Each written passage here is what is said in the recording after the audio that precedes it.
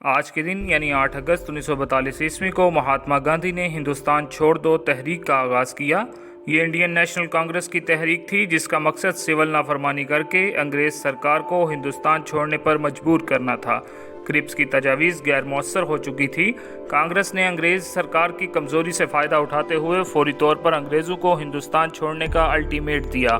महात्मा गांधी ने अपने खिताब में कहा, करो या मरो। महात्मा गांधी के सख्त बयान के बाद कांग्रेस ने एहतजाजी रैलियां निकाली और हिंदुस्तान से अंग्रेज़ों को छोड़ने का मुतालबा किया। इन सब चीज़ों का बरतानवी हुकूमत ने सख्त नोटिस लिया। यहाँ तक कि महात्मा गांधी समेत कई कांग्रेसी लीडरान गिरफ्तार किए गए। बाशमूल मुस्लिम लीग कई दूसरी जमातों ने इस तहरीक की कोई हमायत नहीं की और ना ही इस तहरीक में कांग्रेस का साथ दिया।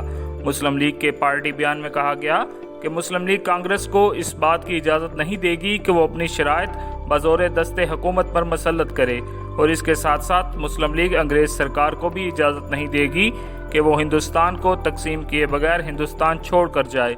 बरतानवी हुकूमत को वासराय कौंसल, जो हिंदुस्तान की अक्सरियती थी, ऑल इंडिया मुस्लिम लीग, नवाबी रियासतों, इंडियन एम्पीरियल पुलिस, बरतानवी हिंदी फौज और इंडियन सिविल सर्विसेज की हमायत हासिल थी। बैरून मुल्क से सिर्फ एक हमायत अमेरिका से आई जब अमेरिकी सदर फ्रैंकलिन ने वज़ीर आज़म विंस्टन चर्चिल पर हिंदुस्तानियों की कुछ मांगें तस्लीम करने का दबाव डाला। हिंदुस्तान छोड़ो तहरीक को ख़त्म कर दिया गया। बरतानिया ने फौरी आज़ादी देने के लिए साफ इनकार कर दिया और कहा कि आज़ादी जंग के बाद ही मिल सकती है।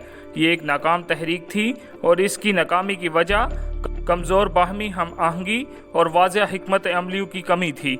लेकिन बरतानिया को एहसास हो गया कि जंग अज़ीम के बाद हिंदुस्तान में ज़्यादा दिनों तक हुकूमत करना दुश्वार होगा और जंग के बाद इनको ये सोचने पर मजबूर होना पड़ा कि कैसे पुरअमन तरीके से हिंदुस्तान को हैरबाद कहा जाए।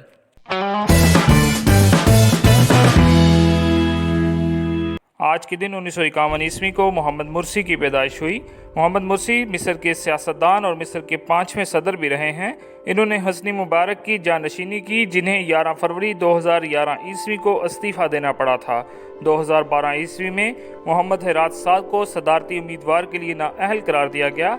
मोहम्मद मुर्सी को अफगानियों ने महफूज उम्मीदवार के तौर पर खड़ा किया।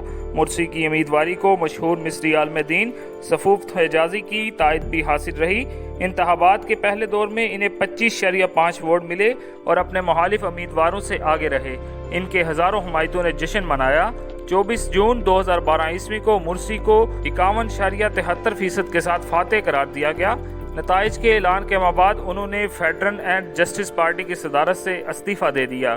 30 जून 2012 ईस्वी को मोहम्मद मुर्सी मिस्र के पहले जमहूरी तौर पर मुंतखब सदर बने।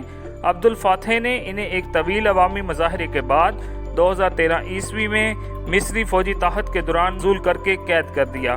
17 जून 2019 ईस्वी को अचानक मीडिया में खबर नशर हुई कि कायरा में अदालत में सुनवाई के दौरान मुर्सी अचानक गिर गए हैं और मेडिकल रिपोर्ट के मुताबिक दौरा कल्ब की वजह से इनकी मौत हो गई। इन्हें हमानुल मुस्लिमीन के दीगर कायदीन के पास कायरा में दफन किया गया। मिस्री हुकूमत के नाकदीन ने मुर्सी की वफात की वजह उनकी सुनवाई को बताया है और उनका कहना है कि मुर्सी सुनवाई में खड़े होने के काबिल भी नहीं थे।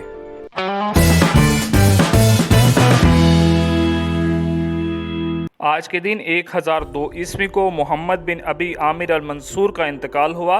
मोहम्मद बिन अबी आमिर के अबाव अजदाद का ताल्लुक यमन से था और उसका जद्द अमजद अब्दुल मालिक तारक बिन ज़ियाद की फ़ौज में सिपाही था, जो उंदलस में जज़ीरतुल हिजरा के करीब एक कस्बा तर्श में आकर आबाद हो गया। मोहम्मद बिन अबी आमिर इसी की 8वीं नस्ल में से तर्श में ही 938 ईस्वी में पैदा हुआ। इब्तदाई तलीम इसने तर्श ही में हासिल की, मगर मज़ीद तलीम हासिल करने के लिए वो करतबा आ गया।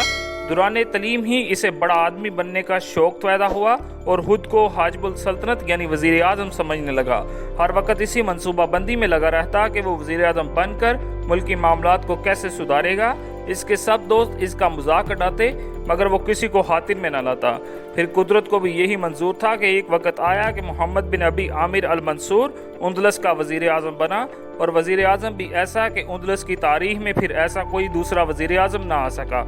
तालीम से फारिग होने के बाद कुछ देर इधर उधर फिरता रहा, फिर अपने मंसूबे को अमली जामा पहनाने के लिए कैसरे खिलाफत के सामने एक दुकान किराए पर ली और यहाँ अर्ज नवीसी का काम शुरू किया। वो उजरत लेकर लोगों के हतूत और अदालत में पेश होने वाली अर्जी लिखिया करता था। اسی دوران میں اس نے کیسر خلافت کے ملازموں سے بھی خاصے مراسم بڑھا لیے۔ اتفاقاً انہی دنوں خلیفہ الوقت الحاکم ثانی کو اپنے دونوں شہزادوں عبد الرحمن اور ہشام کی جائیداد کا حساب رکھنے کے لیے محور اور ان کے لیے ایک قابل اطالق کی ضرورت محسوس ہوئی، تو اس نے کام کے لیے محل ہی کے ایک شخص کی سفارش پر محمد بن ابی عامر کو اطالق اور مہر مقرر کر دیا۔ اس کے ان فرائض کی نگران خلیفہ کی عیسائی بیگم، جو اب مسلمان ہو چکی تھی، ملکہ الصبا تھی۔ اب محمد بن ابی عامر کیسر خلافت تک رسائی حاصل کر چکا تھا اور اپنی ذہانت، ایمانداری اور دن رات محنت سے ترقی کی منازل طے کرنا شروع کر دی۔ وہ ملکہ کی بے حد عزت کرتا تھا اور ملکہ بھی اس پر بہت زیادہ اعتماد کرتی تھی۔ ملکہ ہی کی سفارش پر اسے اشبیلیہ کا قاضی اور وہاں کے موصولات کی وصولی کا افسر مقرر کیا۔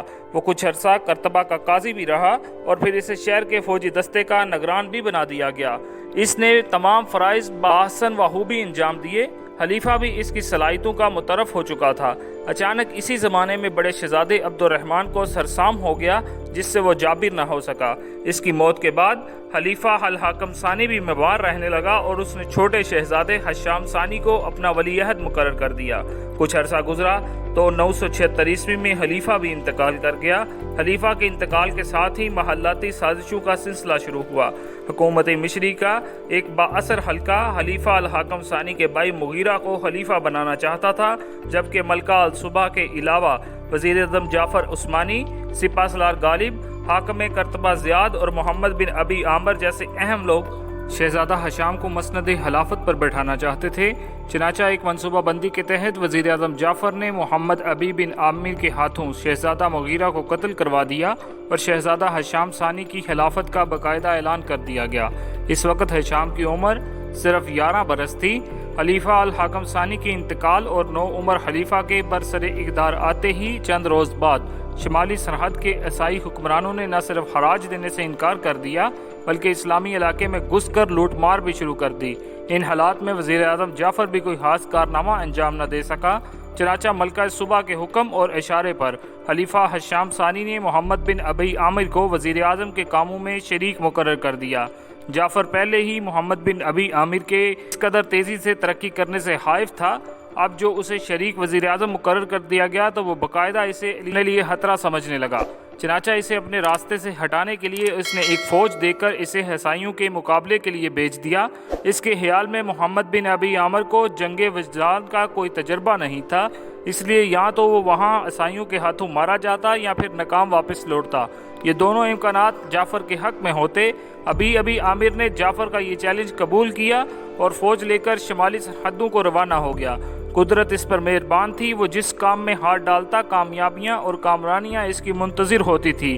یہاں بھی ایسا ہی ہوا۔